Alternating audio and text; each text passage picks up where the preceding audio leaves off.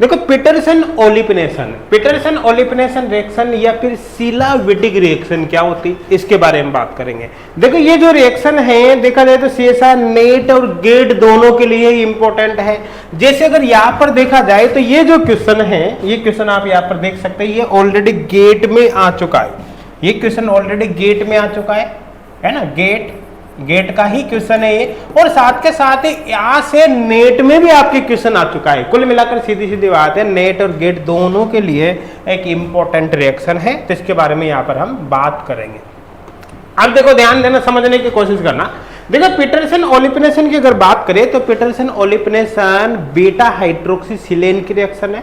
जब बीटा हाइड्रोक्सीसिलेन को हम एसिड या बेस के द्वारा ट्रीट करते हैं तो यहाँ पर एल्कीन प्रोडक्ट के फॉर्म में बनता है। जैसे मैं यहाँ पर लिख रहा हूं, देखो एग्जांपल की तरह अपन समझेंगे। जैसे यहाँ पर हमने लिया, जैसे SI यहाँ पर OH, ठीक है, और यहाँ पर कोई भी 3 ग्रुप हो सकते हैं। अब देखिए अल्फा और ये बीटा पोजीशन पर ये हाइड्रोक्सी ग्रुप है, जिसको आप क्या बोलोगे, बीटा हाइड्रोक्सीसिलेन। बीटा हाइड्रोक्सीसिलेन की रिएक्शन है, ठीक है। आप चाहो तो नाम साथ के साथ ही लिख लेना, बीटा हाइड्रोक्सीसिलेन।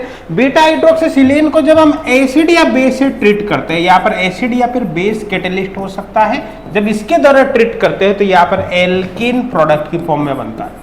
ये जो एल्कीन बनेगा ये E भी हो सकता है या फिर Z भी हो सकता है। क्लियर यहां तक। अब देखो यहाँ पर जब एसिड या बेस से अपन ट्रीट करते हैं तो 2 चीजों का आपको यहाँ पर ध्यान रखना है।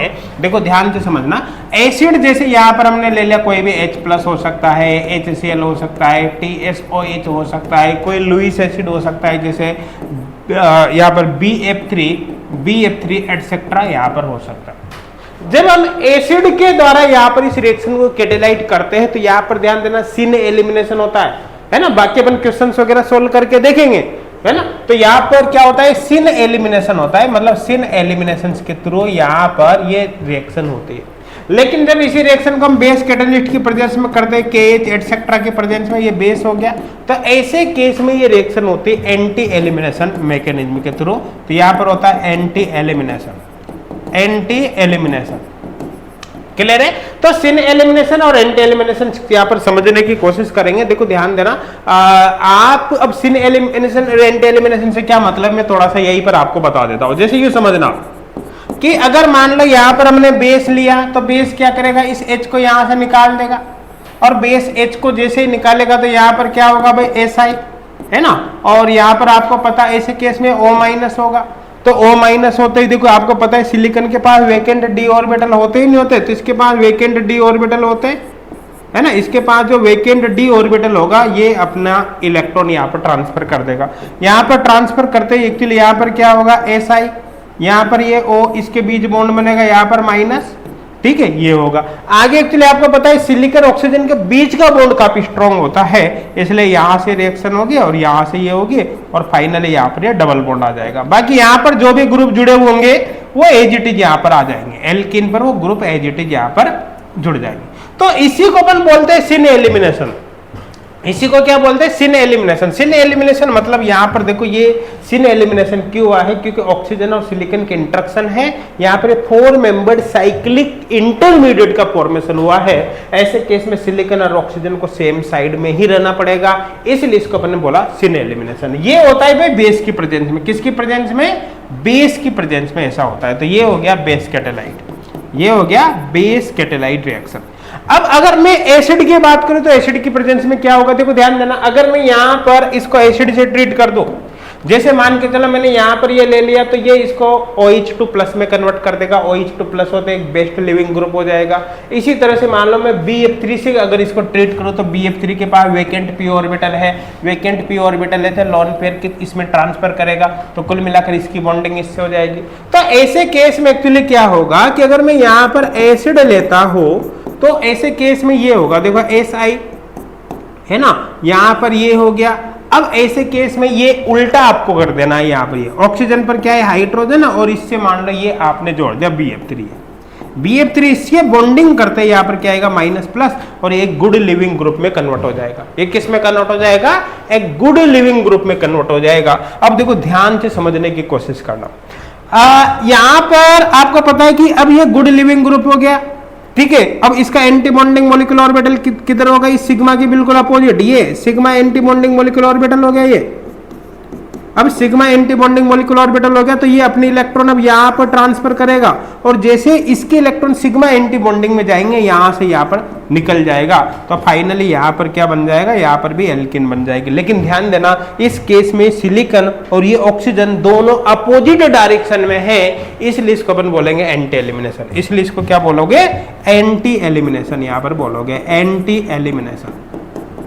तो पहले वाला जो केस है वो एक्चुअली सिन एलिमिनेशन था, ये वाला एक्चुअली सिन एलिमिनेशन था, जबकि ये जो केस है एक्चुअली एंटी एलिमिनेशन है। और दोनों चीजें आपके समझ में आ गई होगी। देखो अगर सिलाविटिक रिएक्शन या फिर पीटरसन ओलिफिनेशन की यहाँ पर बात करें, और अगर आपको मैकेनिज्म वगैरह देखना है, इसका थ्योरेटिकल पार्ट देखना है, बस आप इतना ही ध्यान रख लो, है ना। थ्योरेटिकल पार्ट को ज्यादा यहाँ पर पेज भरने की कोई आवश्यकता नहीं, आप इतना ही ध्यान रख लो, इसी से आपका काम हो जाएगा। बाकी अपन सीधा क्वेश्चंस पर आ जाते हैं, है ना, और इसके कुछ क्वेश्चंस यहाँ पर सॉल्व करके देखते हैं, ताकि कोई डाउट आपके दिमाग में नहीं रहे, एक एक चीज आपके यहाँ पर अच्छे से समझ में आ जाए। हाँ क्लियर है भाई, करे आगे।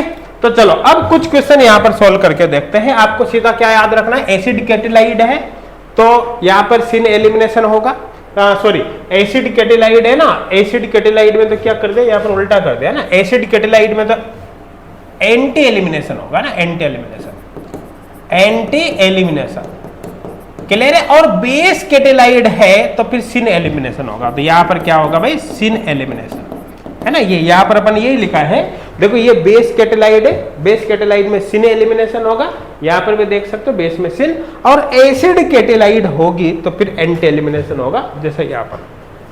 क्लियर, थ्योरी इतनी ही पढ़नी, इससे ज्यादा अपन को नहीं पढ़ना। अब यहाँ पर अपन देखते हैं क्वेश्चन को सॉल्व करके, तो चलो यहाँ पर अपन देख लेते हैं भाई इसके बारे में क्या होगा। देखो जैसे यही क्वेश्चन आपको दे रखा है ना, आप वीडियो को पॉज करके पहले क्वेश्चन को खुद सोल्व करके देखिए, उसके बाद फिर आगे वीडियो को देखना, ताकि प्रैक्टिस आपके साथ में हो सके।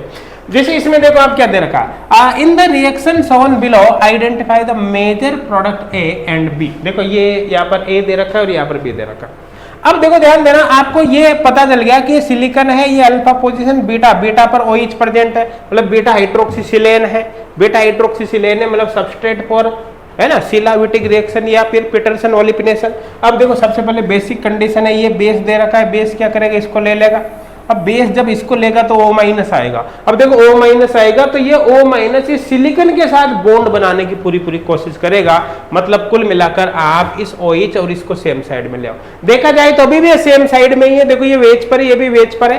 चाहो तो आप डायरेक्ट, आपको पता है ये ऑक्सीजन ऐसे है, यहाँ पर ये ऑक्सीजन यहाँ पर है, ये सिलिकॉन यहाँ पर है, दोनों के बीच सीधा बॉन्ड बना सकते हो, है ना, दोनों के बीच सीधा बॉन्ड बना सकते हो। लेकिन मैं पूरा प्रोसेस आपको दिखा देता हूं ताकि कोई डाउट आपके नहीं रहे। देखो मैं इसी की स्ट्रक्चर यहाँ पर बना रहा हूं, समझना। ये सिलिकॉन को मैं ऊपर प्लेन में ले जाता हूं, Si, और यहाँ पर Ma3 है ना, और इस O- जो बनेगा इसको भी ऊपर प्लेन में ले जाता हूं, ये O-।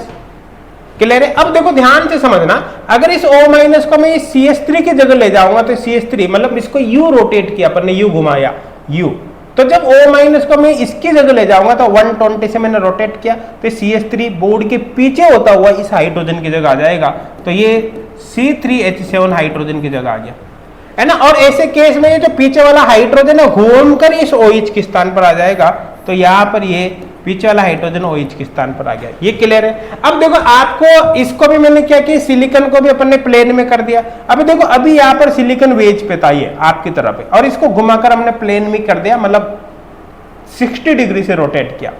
तो जैसे इसको 60 डिग्री से रोटेट किया, सिलिकॉन प्लेन में चला गया। ऐसे केस में जो पीछे वाला डैश वाला हाइड्रोजन घूमकर नीचे की तरफ आएगा, लेकिन रहेगा ये भी डैश पर ही, तो ये हाइड्रोजन यहाँ पर डैश पर रहेगा। क्लियर है। अब साथ के साथ ही क्या होगा, देखो ये अभी C3H7 प्लेन में, क्योंकि इसको हमने 60 डिग्री से घुमाया तो घुमाते ये वेज पर चला जाएगा, तो यहाँ पर ये वेज पर चला जाएगा। तो ये तो बिल्कुल बेसिक सा कॉन्सेप्ट है, ये आपको आ गया होगा। अब देखो आगे आपको पता है कि यहाँ पर इसके पास क्या होता है, इसके पास वेकेंट d ऑर्बिटल होता ही नहीं होता, और वेकेंट d ऑर्बिटल में अपने इलेक्ट्रॉन को ट्रांसफर कर देगा। समझ में आ रहा है। तो कुल मिलाकर सिलिकॉन और ऑक्सीजन के बीच बॉन्ड बन जाएगा। तो मैं डायरेक्ट इसी में चेंज करके लिख देता हूं, इसी में चेंज करके लिख देता हूं, यहाँ पर सिलिकॉन और इसके बीच बॉन्ड अपन को बनाना है। तो यहाँ पर अपन ने ये बॉन्ड बना दिया, देखो ये ये यहाँ पर इन दोनों के बीच आप बॉन्ड बना देंगे और बॉन्ड बनाते यहाँ पर माइनस आएगा और आगे आपको पता है आगे क्या होना है, यहाँ से यहाँ पर, यहाँ से यहाँ पर, तो कुल मिला के यहाँ डबल बॉन्ड आ जाएगा। अब देखो ध्यान से समझने की कोशिश करना, यहाँ पर जब डबल बॉन्ड आएगा इस जगह पर, तो ये मैंने यहाँ पर डबल बॉन्ड बनाया, क्लियर है। अब देखो ये वेज पर क्या है C3H7, ये यहाँ पर वेज पर क्या है हाइड्रोजन, यहाँ पर डेस पर क्या है पीछे की तरफ C3H7, तो यहाँ कर दो, और यहाँ पर पीछे की तरफ डेस पर क्या है हाइड्रोजन, मतलब ये कौन सी एल्किन बनी, ई एल्किन। तो कुल मिलाकर सीधी सीधी बात ये हुई कि इस केस में क्या हो रहा है, ई एल्किन बन रही है। तो ये जो ए होगा, ए ये एक्चुअली ई एल्किन होगा, ये वाला। तब मैच करके देख सकते हो, ए ई एल्किन यहाँ पर दे रखा है, मतलब ये ए हो जाएगा। क्लियर, यहां तक समझ में आ रहा है ना। इसमें ये जेड एल्किन दे रखा है, इसका मतलब बी ऑप्शन तो कट गया। क्लियर है, इसमें ए और बी दोनों सेम दे रखा है, मतलब ए है ना, ए ई एल्किन दे रखा है, तो ए ई तो हो सकता है, बी का भी पता नहीं है, बी देखेंगे। इसमें ए इक्वल बी इक्वल, ये जेड एल्किन दे रखा है तो जेड नहीं होगा, ये तो ई एल्किन है, मतलब सी ऑप्शन पे गया। देखो दो ऑप्शन तो कट गए। अब यहां पर देखो आपको पता है कि यहां पर तो सिन एलिमिनेशन हुआ, यहां पर कौन सा एलिमिनेशन हुआ है भाई, सिन एलिमिनेशन हुआ है, समझ में आ गया होगा, है ना। अब दूसरा जो केस है ना वो है यहाँ पर एसिड, यहाँ पर क्या दे रखा है, यहाँ पर एसिड आपको दे रखा है लुईस एसिड, और आपको पता है एसिड की प्रेजेंस में क्या होता है, एंटी एलिमिनेशन होता है, तो यहाँ पर आपको करना है एंटी एलिमिनेशन। अब एक बात समझने की कोशिश करना, जब हमने सिन एलिमिनेशन किया तो सिन एलिमिनेशन से ई एल्किन बनी, तो जाहिर सी बात है एंटी एलिमिनेशन से कौन सी जेड एल्किन बनेगी, तो जाहिर सी बात है जेड एल्किन होगा। और यहाँ पर आपको ये पता है ये जेड एल्किन है, हायर प्रायोरिटल ग्रुप सेम साइड में ना, ये है ना, तो ये जेड एल्किन है, तो ई और जेड यहाँ पर आ गया, मतलब ए आंसर होगा। यहाँ पर दोनों सेम दे रखा है, इसका मतलब कट गया। तो देखो क्वेश्चन तो हमारा सॉल्व हो चुका है, ए ऑप्शन ही यहाँ पर करेक्ट होगा। अब हालांकि चाहो तो यहाँ पर आप पूरी मैकेनिज्म लिख सकते हो, जैसे मैंने यहाँ पर ये स्टेट बनाई। इससे सबसे पहले मैंने क्या किया, ओ को प्लेन में ले आया, इसको प्लेन में ले आया, बाकी ग्रुप को इसी के अकॉर्डिंग अपन ने चेंज कर दिया, और फिर ये 4 मेंबर्ड इंटरमीडिएट बनाकर इससे एल्किन बना दी। यहाँ पर इसी तरह से एंटी एलिमिनेशन होगा, तो उस कंडीशन में क्या करना पड़ेगा, OH, और इसको मुझे एंटी पे लाना पड़ेगा, मतलब यहाँ पर मुझे ये करना पड़ेगा। देखो ये सिलिकॉन जैसे यहाँ पर हमने ले लिया ये, और ये यहाँ पर O ले लिया, और ऑक्सीजन से क्या जुड़ जाएगा, ये BF3, तो यहाँ पर ये BF3 जुड़ते ही यहाँ पर माइनस, और यहाँ पर क्या हो जाएगा प्लस, ये अच्छा लिविंग ग्रुप बन जाएगा। अब बाकी ग्रुप देख लो, जैसे देखो ध्यान देना, इस सिलिकॉन की पोजीशन तो अपने एजिटीज ही रखी है ऊपर ऐसे, तो कुल मिलाकर ग्रुप को तो मैं एजिटीज लिख देता हूँ, यहाँ पर जैसा है वैसा यहाँ पर लगा देता हूँ। तो वेज पर C3H7, डेस पर हाइड्रोजन, तो देखो वेज पर तो हो गया यहाँ पर C3H7 और डेस पर हो गया हाइड्रोजन, ठीक है। अब इधर वाले में मैंने इसको ऑक्सीजन को ऊपर की जगह नीचे कर दिया, नीचे करते क्या होगा, एक तरह से ऑक्सीजन को 180 से रोटेट कर दिया, तो ऐसे केस में वेज वाला हाइड्रोजन डेस पर चला जाएगा, तो वेज वाला हाइड्रोजन डेस पर चला जाएगा, और डेस वाला C3H7 वेज पर आ जाएगा, तो ये यहाँ पर वेज पर आ जाएगा, ये C3H7। तो कुल मिलाकर ये बन गया। अब आगे का केस तो आपको अच्छी तरह से पता है ही सही, यहाँ पर क्या होने वाला है, देखो ये एंटी बॉन्डिंग हो गया, sigma anti bonding, molecular orbital, ये अपने इलेक्ट्रॉन इसमें ट्रांसफर करेगा, तो यहाँ से बॉन्ड ब्रेक हो जाएगा, तो कुल मिलाकर यहाँ पर क्या आएगा, डबल बॉन्ड। तो देखो यहाँ पर अगर डबल बॉन्ड अपन बनाते हैं, तो आप यहाँ पर देखो वेज पर क्या है, C3H7 है ना, और डेस पर क्या है, हाइड्रोजन है। यहाँ पर वेज पर C3H7 है, ये C3H7, और डेस पर क्या है, हाइड्रोजन है, ये है ना, ये। तो कुल मिलाकर देखो ये सेम साइड में आ गया ग्रुप, मतलब जेड एल्किन बन गई, तो कुल मिलाकर ये ए ऑप्शन आंसर होगा। देखो क्वेश्चन तो अपन ने पहले ही सोल्व कर दिया था, क्वेश्चन में इतना टाइम लगाने की आवश्यकता ही नहीं थी, क्वेश्चन अपना पहले ही सोल्व हो चुका है, बस ये हमने इसलिए किया ताकि कोई भी डाउट आपके दिमाग में नहीं रहे। अब नेक्स्ट क्वेश्चन की तरफ यहाँ पर आ जाते हैं, नेक्स्ट क्वेश्चन की तरफ यहाँ पर आ जाते हैं भाई। जैसे इस क्वेश्चन की बात कर ले, देखो इस क्वेश्चन की अगर बात करेंगे तो यहाँ पर आपको बीटा हाइड्रोक्सीसिलेन नहीं दिख रहा है ना, लेकिन यहाँ पर पहले कंडीशन को आप पहचानो। देखो यहाँ पर मैग्नीशियम ट्राई ईथर दे रखा है, साथ में यहाँ पर एल्किल हैलाइड दे रखा है, ये तो सबसे पहले तो ग्रिग्नार्ड रेजेंट यहाँ पर बन जाएगा, कैसे, यहाँ पर माइनस और या MgBr, ये तो सबसे पहले तो ये बन जाएगा। यहाँ पर ये देखो SiMe3, ठीक है, ये SiMe3, और यहाँ पर ये PH, और यहाँ पर ये माइनस, और MgBr ये प्लस हो गया, ये ग्रिग्नार्ड एजेंट बन गया। अब ग्रिग्नार्ड एजेंट देखिए यहाँ पर कार्बोनिल कंपाउंड दे रखा है, तो कार्बोनिल कंपाउंड के साथ आपको पता है ग्रिग्नार्ड एजेंट की रिएक्शन होती है बहुत अच्छी खासी, ये यहाँ पर न्यूक्लियोफिलिक अटैक करेगा और ये कन्वर्ट हो जाएगा। तो आपको यहां पर पता है कि जब O माइनस आएगा वर्कअप के बाद फाइनली OH में ही कन्वर्ट होगा। तो एक स्टेप में यहां पर मैं लिख देता हूं, जैसे SiMe3 और यहां पर ये हो गया PH है ना, और ये यहां पर अब देखो ये किस में कन्वर्ट होगा, ये OH में कन्वर्ट होगा, तो ये OH में कन्वर्ट हो गया और ये PH। यहां पर देखो अभी स्टीरियो का कोई रोल ही नहीं है, स्टीरियो का कोई रोल नहीं है। क्यों? क्योंकि अटैक इस पर दोनों साइड से हो सकता है, फ्रंट साइड से हो सकता है, बैक साइड से हो सकता है। कुल मिलाकर विद स्टीरियो देखेंगे तो दो तरह के प्रोडक्ट यहाँ पर दिखाई देंगे, उसका रोल ही नहीं है। आप तो सीधा सीधा देख लो, यहाँ पर आगे की कंडीशन क्या दे रखी है, एसिड दे रखा है। तो यहाँ पर एसिड दे रखा है, तो एसिड के प्रेजेंस में क्या होगा भाई, ये है ना, ये इसमें कन्वर्ट होगा, OH2 प्लस बनेगा, अच्छा लिविंग ग्रुप बाहर निकलेगा और यहाँ से एंटी एलिमिनेशन होगा और यहाँ पर प्रोडक्ट बन जाएगा एसिड। ये क्योंकि आपको पता है कि यहाँ पर स्टीरियो नहीं है, तो इसको घुमाकर भी लिखा जा सकता था। घुमाकर लिखोगे तो जाहिर सी बात है यहाँ पर फिर सिस बन जाएगा, तो यहाँ पर प्रोडक्ट दोनों ही बनेगा। क्योंकि स्टीरियो आपको पता नहीं है, इसलिए आप यूं नहीं कह सकते केवल सिस ही बनाना है, ट्रांस नहीं बनाना, दोनों ही बनेंगे। मतलब ये आपका आंसर होगा। देखो दोनों दे रखे हैं। अब अच्छा, अगर मान लो आप केवल गलती से एक में भी अटक जाते, केवल आपको सिस या ट्रांस एक ही बनाना होता, तब भी क्वेश्चन हो जाता।